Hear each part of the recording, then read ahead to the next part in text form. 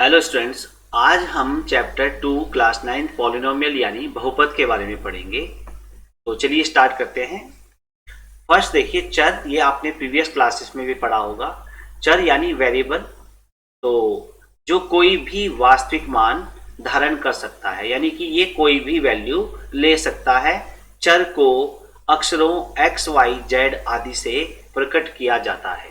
यानी देखिए यहाँ पे देखिए 2x है, तो यहाँ पे जो चर कौन है x, ये कोई भी वैल्यू क्या ले सकता है, यानी इसकी वैल्यू चेंज होती रहती है। x की वैल्यू हम यहाँ पे 1 भी रख सकते हैं, -1 भी वैल्यू ले सकता है। ठीक है, यहाँ पे देखिए चर कौन हो गया y, यहाँ पे चर कौन है p। ठीक है, ये जो है इन बहुपदों में चर p है, इसमें देखिए चर कौन है y, इसमें चर कौन है x। ठीक, नेक्स्ट है अचर यानी कांस्टेंट, वे राशियां जिनका मान कभी नहीं बदलता है, अर्थात फिक्स होता है, नियत रहता है। ठीक है, जैसे देखिए 1 2 3, तो 1 देखिए अगर एक आर्टिकल है तो एक ही तो रहेगा, एक सेव यानी एक। ठीक है, तो ये इसकी वैल्यू कभी भी चेंज नहीं होती है। तो जितने ही आपके पास डिजिट हैं 1 2 3 4 5 6, ये सभी क्या कहलाएंगी, अचर राशियां। ठीक है, अब देखिए नेक्स्ट है बहुपद। बहुपद किसे कहेंगे? बहुपद जो बना हुआ है वो देखिए पॉलिनोमियल, पॉली का मतलब होता है मैनी, बहुत सारी।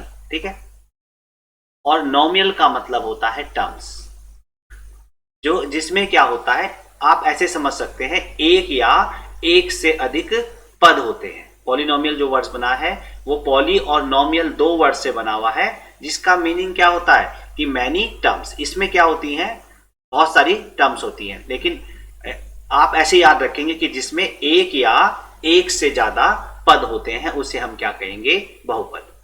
इसकी और भी प्रॉपर्टीज है, देखिए ऐसा बीजीय व्यंजक जिसमें चर की घात ऋणोत्तर पूर्णांक हो। चलिए एक मैं यहां पे बहुपद लिख देता हूं, 3x² + 2x + 5। देखिए यहां पे देखिए ये चर x है, यहां पे भी चर x है, तो ये चर x में बहुपद है। किसमें है? चर x में बहुपद।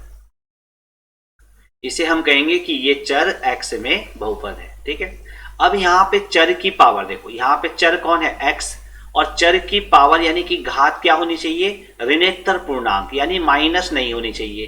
तो यानी क्या क्या हो सकती है, 0 1 2 3 4, इस तरीके से। तो यहाँ पे देखिए x की पावर कितनी है, 2, यानी कि क्या है, पूर्ण संख्या है, नेगेटिव नहीं है। यहाँ पे भी चर देखिए x है, तो इसकी पावर कितनी है, 1 है।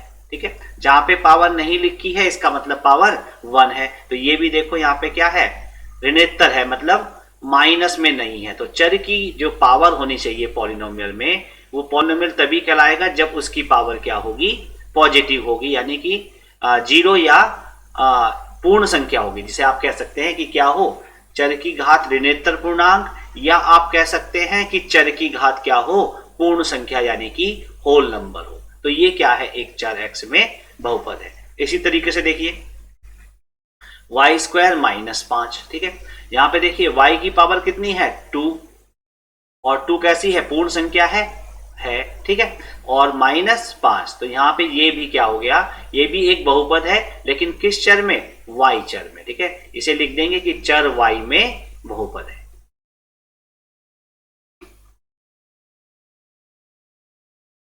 ठीक, नेक्स्ट देखते हैं। अब देखिए हम टाइप्स ऑफ पॉलिनोमियल के बारे में पढ़ेंगे, बहुपद के प्रकार।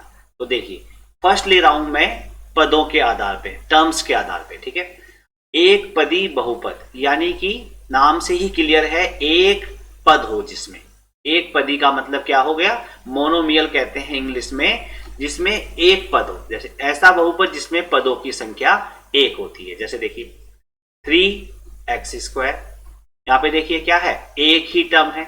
देखिए ये तो इसका गुणांक है 3। देखिए प्लस या माइनस से सेपरेट होती है, याद रखिए कि जो टर्म्स होती हैं वो किससे सेपरेट होती हैं, प्लस और माइनस से सेपरेट होती हैं। और लिख दिए देखिए 5y², यहाँ पे भी क्या हो गई, ये एक ही पद हो गया।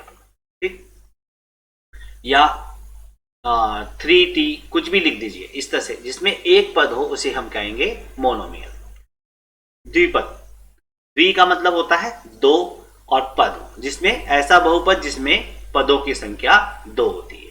तो देखिए कुछ एक लिखेंगे 3x², प्लस 5। देखिए यहाँ पे एक टर्म ये है और ये देखिए मैंने बताया था ना टर्म्स किससे सेपरेट होंगी, प्लस और माइनस से।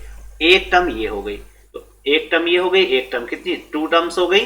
तो इसका नाम हम क्या कहेंगे, द्विपद बहुपद है ये यहाँ पर, यानी कि बाइनोमियल हो गया। ठीक है, और भी हम एग्जाम्पल लिख सकते हैं, 5t² माइनस 3t, कुछ भी लिख दीजिए आपके पास, लेकिन टर्म्स कितनी होनी चाहिए, 2 टर्म्स होनी चाहिए। तो ऐसे बहुपद को हम कहेंगे बाइनोमियल, त्रिपद।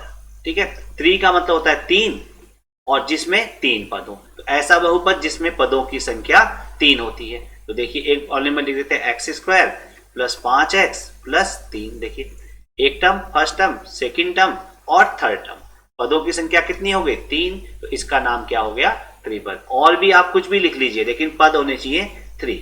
3y minus 5। देखिए 1 टर्म, 2 टर्म और 3 टर्म, तो इसमें क्या है, पदों की संख्या क्या है, 3 है। तो ऐसे बहुपद को हम क्या कहेंगे, ट्राइनोमियल। तो बहुपद जो है पदों के आधार पे हो गए कितना, एक पद होगा तो उसे हम कहेंगे एक पदी बहुपद यानी मोनोमियल, 2 पद होंगे तो द्विपद यानी कि बाइनोमियल, और 3 पद होंगे तो ट्राइनोमियल। अगर 3 से ज्यादा होंगे तो देखिए 3 से ज्यादा वाले को हम कहते हैं मल्टीनोमियल। ठीक है, मल्टीनोमियल। ठीक है, तो ध्यान रखिए, बाकी 3 तक आपको देखना है, बाकी 3 से ज्यादा होगा तो उसे हम कह देंगे मल्टीनोमियल। अचर बहु, देखिए उसके बाद देखिए घात के आधार पर बहुपद, पावर के आधार पे।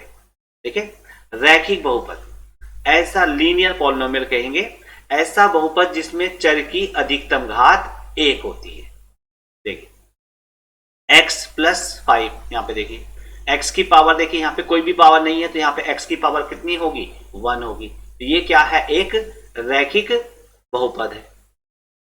2x, यहां पे देखिए x की पावर कितनी है, 1 ही है, और इसका ये भी क्या हो जाएगा, रैखिक बहुपद। x के अलावा आप कुछ और लिख दीजिए, 5y माइनस 3। यहां पे देखिए यहां पे क्या हो गया, y की पावर क्या है, 1 है, तो ये भी क्या हो गया, एक रैखिक पॉलिनोमियल। यानी चर की जो घात है उसकी पावर कितनी होनी चाहिए, 1 होनी चाहिए। क्लियर।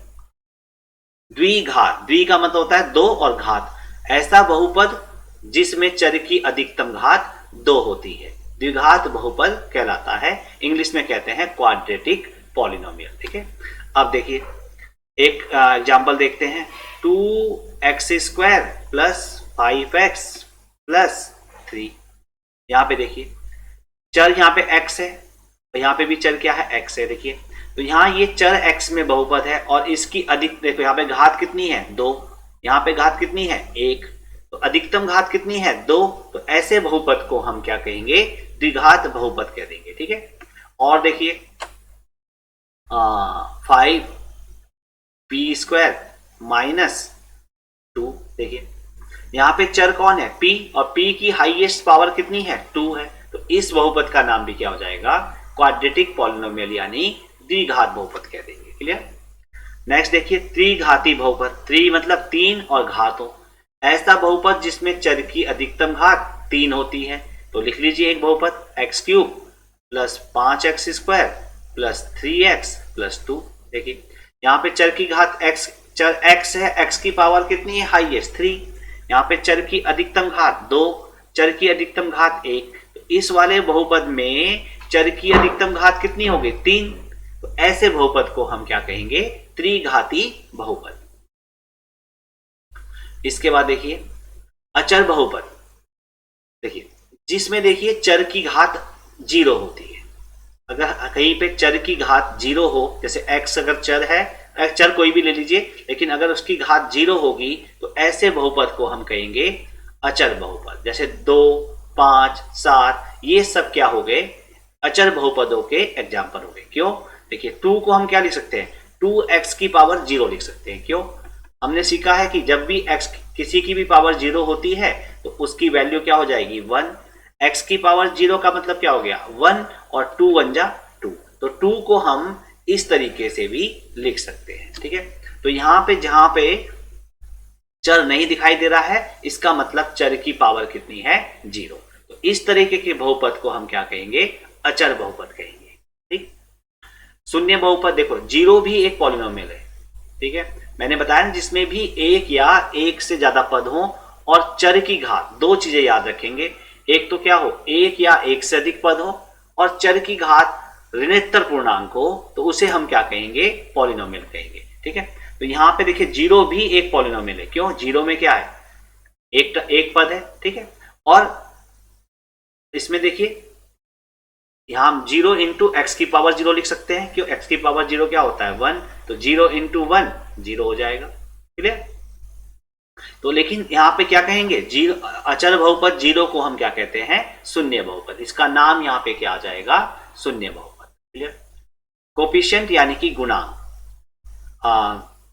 चर जो है, चर के साथ जो नंबर हो गया, चर के साथ जो नंबर है उसे हम क्या कहते हैं, बहुपद का गुणांक कहते हैं। जैसे 2x हो गया, तो यहां पे चर कौन है, x, उसके जो आगे नंबर दिखाई दे रहा है ये 2, ये कहलाता है चर का संख्यात्मक गुणांक, या खाली आप इसे गुणांक भी कह सकते हैं। तो यहां पे x का गुणांक क्या हो गया, 2 हो गया।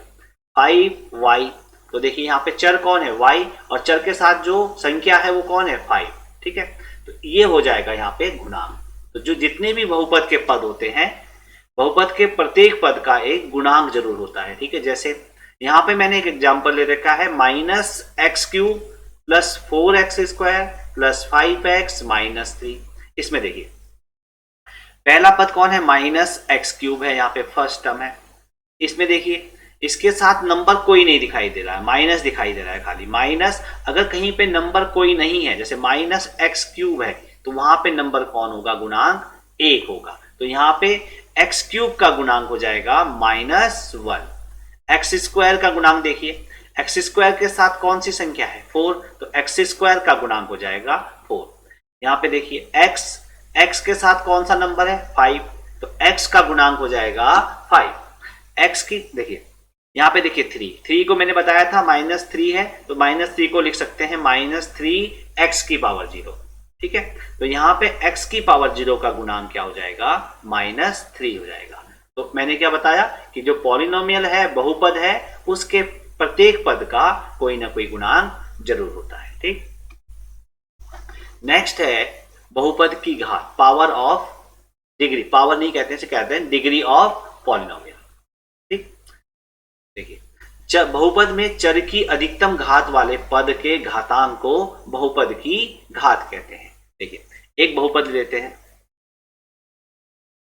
ठीक, यहां पे देखिए चर कौन है, x, यहां पे x की पावर कितनी है, 2, यहां पे x की पावर कितनी है, 1 है। ठीक है, तो अधिकतम घात कौन सी हो गई, 2 वाली घात हो गई। तो इसकी यहां पे देखिए चर की जो अधिकतम घात होती है वही क्या होती है, बहुपद की घात कहलाती है। यानी कि इसमें डिग्री ऑफ पॉलिनोमियल क्या हो गया, बहुपद की घात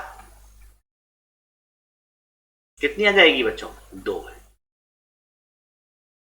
मान लीजिए एक एग्जाम्पल लेते हैं, x की पावर 10 प्लस 5 y की पावर 6, ठीक है, और प्लस 7। देखिए ये भी एक बहुपद है। क्यों, यहाँ पे देखिए x की पावर, देखो ये चर है x और इसकी पावर क्या है, पूर्ण संख्या है। यहाँ पे भी क्या है, y भी चर है, इसकी पावर भी पूर्ण संख्या है। लेकिन ये बहुपद कितने पदों में है, कितने चरों में है, एक चर ये है x, एक ये चर ये हो गया y।